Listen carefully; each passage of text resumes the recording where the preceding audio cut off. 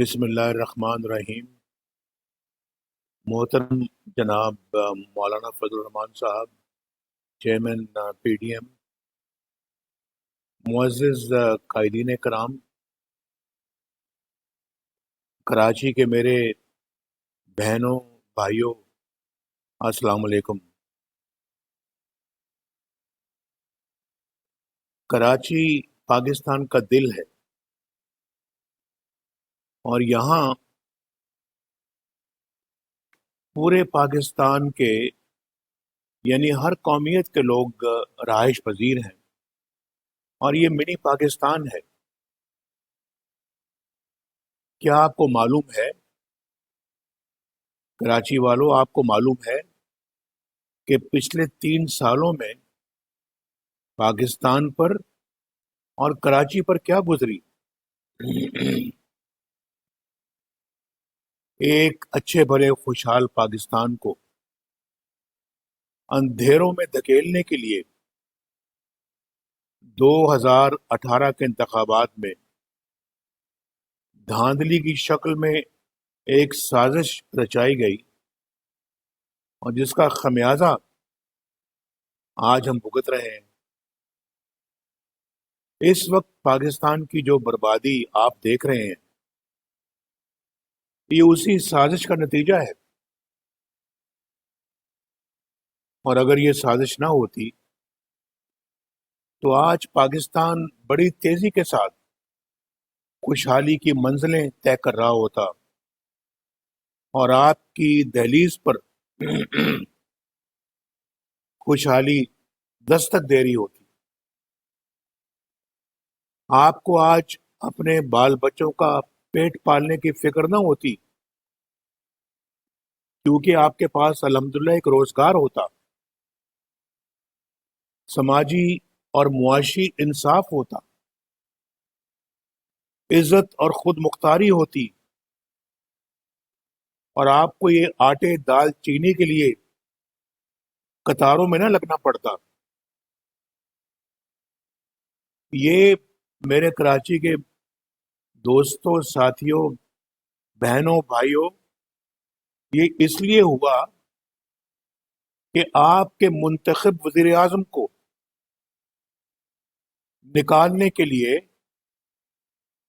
Panama جیسے ڈرامے رچائے گئے اور عدالتوں سے زبردستی من پسند فیصلے لیے گئے، بلکہ فیصلے دلوائے گئے۔ نواز شریف کو، اس کے ساتھیوں کو، اور خاص طور پہ مجھے اور مریم نواز شریف کو 150 سے زیادہ عدالتی پیشیاں بھگتنی پڑی۔ یہاں شہباز شریف صاحب بھی بیٹھے ہوئے ہیں، یہاں شاہد خاقان عباسی صاحب بھی بیٹھے ہوئے ہیں، اور دیگر بھی ہمارے دوست بیٹھے ہیں جنہوں نے بھی جن پہ بھی ناجائز مقدمے بنائے گئے، روز عدالتوں میں وہ پیشیاں بھگتتے ہیں، اور پھر مجھے نیب پر دباؤ ڈال کر 10 سال کی ناجائز سزا دلوائی گئی، مریم کو 7 سال کی سزا دلوائی گئی، اور جج نے لکھا کہ کوئی کرپشن نہیں ہے، بس سزا دینی ہے، دے دی ہے، سزا دلوانی تھی، لکھ دیا ہے، اور ہم سب کو قید و بند میں دھکیلا گیا۔ ہماری پارٹی کے رہنماؤں کو، شہباز شریف صاحب کو، ہمارے بچوں تک کو، اور پارٹی کے ہمارے بائیں لارج بڑے چھوٹوں کو قید و بند میں دھکیلا گیا۔ جسٹس شوکت صدیقی کو کہا گیا کہ نواز شریف اور مریم نواز شریف کی سزائیں برقرار رکھو، ورنہ ہماری 2 سال کی محنت ضائع ہو جائے گی۔ کیا آپ یہ سوال نہیں پوچھنا چاہیں گے کہ یہ الفاظ کس نے کہے؟ آپ پوچھنا چاہتے ہیں یا نہیں پوچھنا چاہتے کہ کس نے یہ الفاظ کہے، اور کون سی 2 سال کی محنت ضائع ہونے کا اندیشہ تھا؟ یہ میرے محترم دوستوں وہی لوگ ہیں جو ووٹ چوری کر کے عمران خان کو لے کر آئے ہیں اور 22 کروڑ عوام کے سر پر اس کو مسلط کر دیا ہے.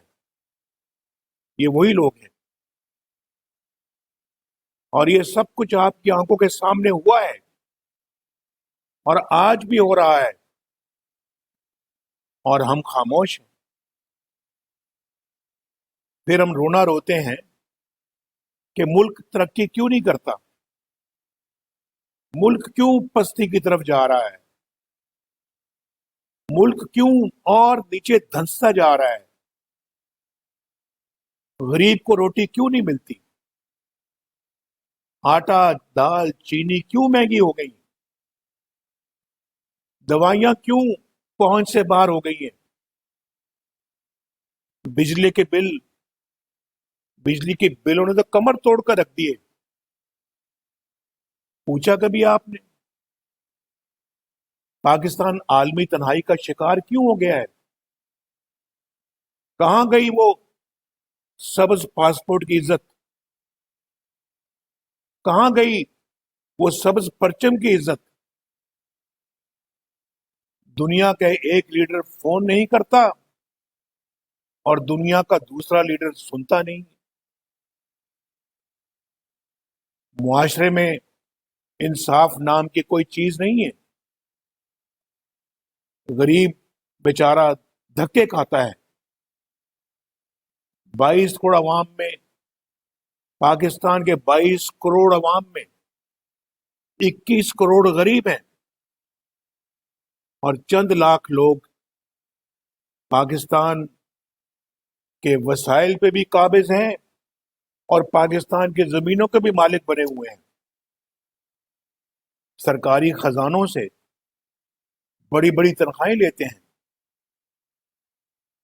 مراعات لیتے ہیں، زندگی بھر پینشنیں لیتے ہیں اور سرکاری پلاٹ اور پرمٹ لیتے ہیں تقریباً مفت.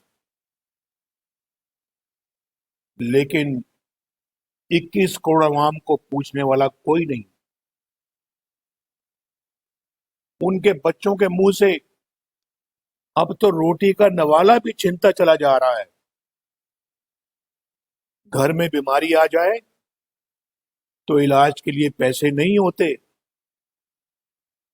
جائیداد بیچ کر گروی رکھ کر علاج کروانا پڑتا ہے. مگر دوسری طرف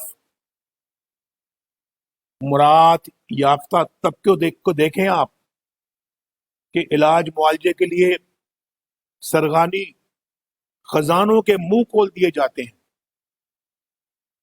لوگ خودکشیوں پر مجبور ہو جاتے ہیں. لیکن یہ چند لاکھ لوگ آپ کے خون پسینے کی کمائی جس سے یہ اس ملک نے وسائل بنائے ہیں، یہ سب اس پہ قابض ہے.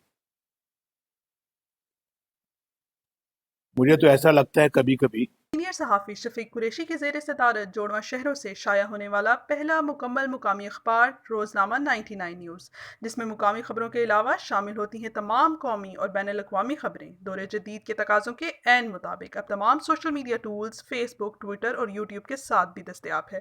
آج ہی اپنے ہاکر سے اس کی کاپی بک کروائیں یا وزٹ کریں www.99news channel